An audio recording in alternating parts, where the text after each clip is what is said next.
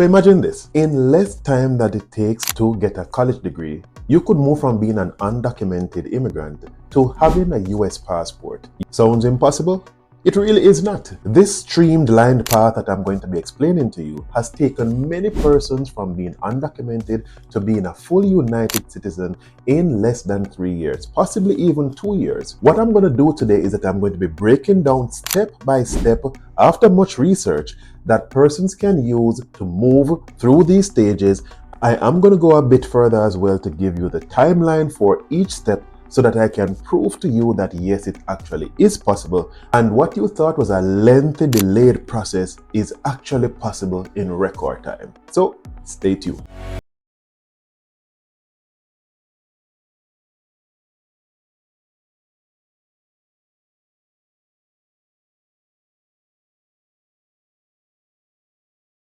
Welcome back to the Next Level Life Hacks, where we take the next steps needed to go towards our financial freedom and our success. Now, why would someone want to become a United States citizen?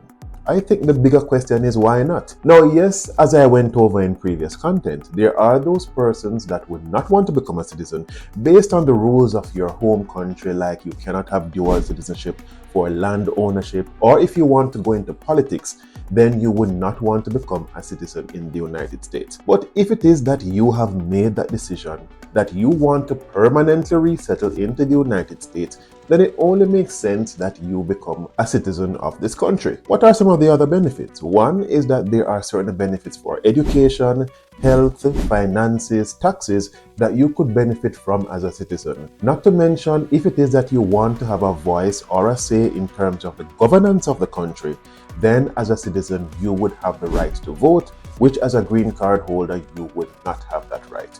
The next thing is that being a citizen vastly expedites and speeds up the process of immigration if it is that you wanted to file for other family members. As a matter of fact, it is only a citizen that can file for a parent, because green card holders do not have the right to file for their parents to come to the United States. So there are several reasons and benefits, plus I did not even mention the main one.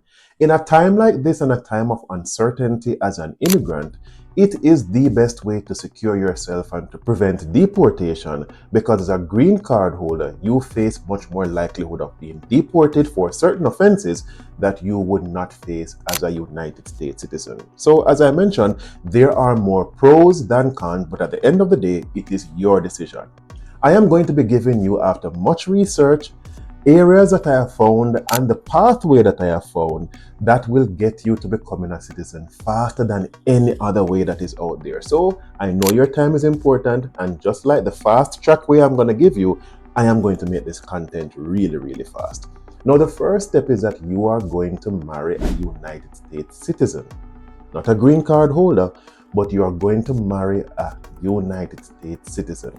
When you marry a United States citizen, the process is much faster than if you were to marry a regular green card holder. And I'm sorry to say regular green card holder, but you know what I mean.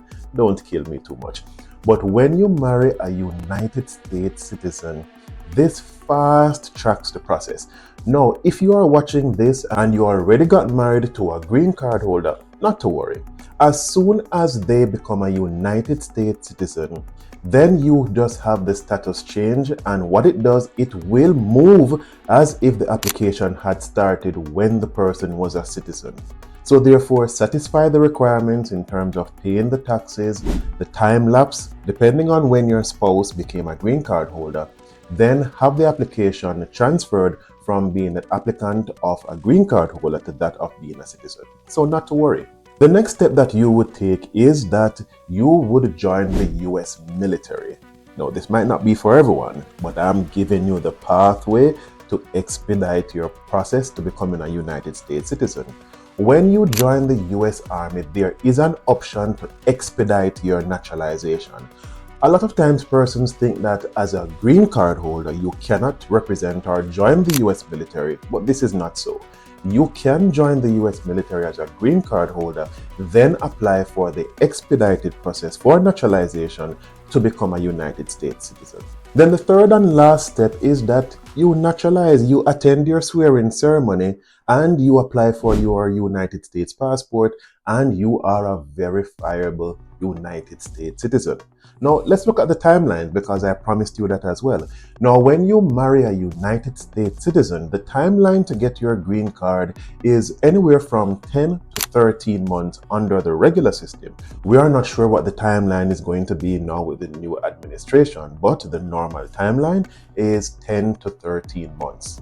And that process is done by filing through your I-130. And I've gone over these different forms and the process in previous content. So just go back through my playlist and you will be able to find the content that speaks to the process that you should do. Once you get the approval for the I-130, then you simply apply for your adjustment of status. And this is going to be done through the I-485. And in filing for the I-485, I would recommend that you put in all the other paperwork as well. Put in for your advance parole so you can travel outside of the country for any emergencies. Put in for your work permit as well. Put in your medical as well so that you do not have to wait for them to ask you for the medical report. You submit everything at once. And not to worry, the typical time for all this process to be approved and come through is a maximum of 13 months. The next timeline I'm looking at is you entering the military, going through your training, but as soon as you get accepted to the military, you're going to put in for the expedited naturalization. And this typically takes around 12 months because you are going to, after you get through with the I-485, you are going to file your N-400, and that is going to take approximately 12 months. So when you tabulate everything and you combine the timelines, you see that well under 3 years, maximum 3 years, you could have your passport in your hand. Now, of course, there are going to be some considerations because I need to keep it real. One is that it has to be a legitimate marriage to that United States citizen. We are not entertaining or promoting fraudulent activities. However, if you are in a legitimate relationship and you are getting married to a United States citizen, this pathway works for you.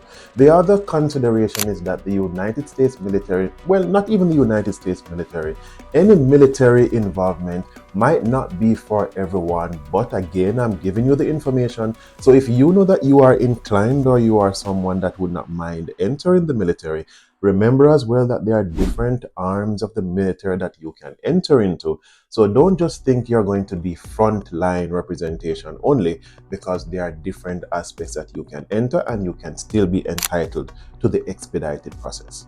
The other consideration, which is critical, is that always get legal advice or get consultation. Check in our description box for one consultancy agency that I recommend to everyone, but get yourself some legal representation or consultation to know if this pathway is appropriate for you. But all in all, I have given you the strategy, a record time setting pathway to becoming a United States citizen that you can protect yourself, feel more secure, and unlock a world of benefits if you decide to make the United States your permanent home. All in all, thank you for watching. Please subscribe, share this content with your other friends, and see you in the next video.